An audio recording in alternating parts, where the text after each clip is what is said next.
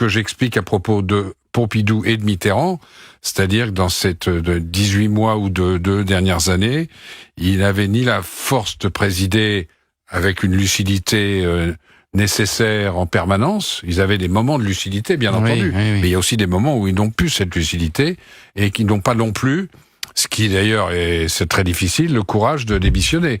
Faut avoir du courage pour démissionner, aller à la télévision et dire écoutez, je suis malade depuis longtemps, parce qu'après ça il y aura des enquêtes, etc., etc. Mais il l'a envisagé quand même, François Mitterrand, à un moment. Alors il a écrit une lettre de démission qui sera plutôt un projet de lettre de démission en juillet 90.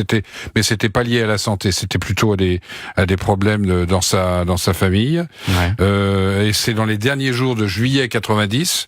Et le 2 août, c'est-à-dire 3 ou 4 jours après, l'Irak envahit le Koweït. Donc, crise internationale, et à ce moment-là, l'idée de démissionner était totalement secondaire. Si vous additionnez les 5 ans de Pompidou, les 13-14 ans de Mitterrand et les 2 ans de Chirac, ça fait 21 ans de mensonges d'État. C'est ça. Pendant 21 ans, on a menti aux Français.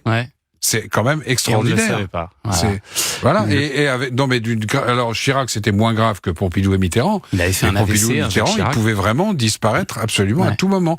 Et aucun d'entre eux n'a préparé sa succession, accessoirement.